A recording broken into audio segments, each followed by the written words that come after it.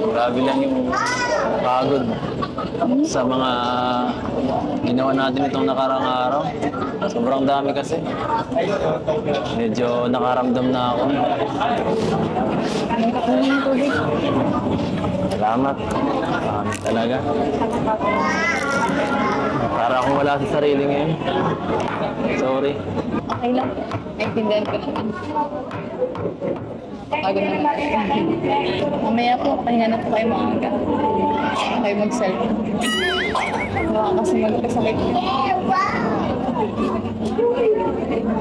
Ayoko muna. Gusto muna kitang makausap. Makasama. Tapos na.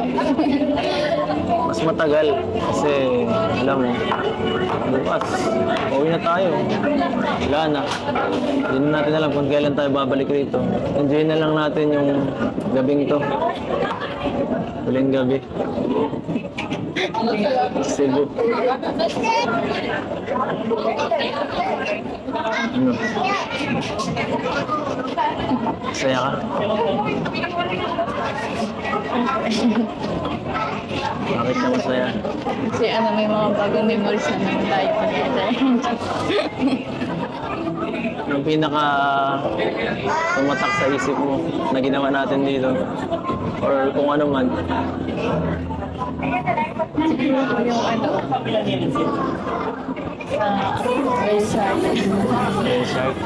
Saka po yung yung tumalon siya. Talagang po yung first time ko mag-ganon. Pag naliligo po kami ng mga kaibigan ko, hindi man po ako nagaganon. So, doon lang po talaga sa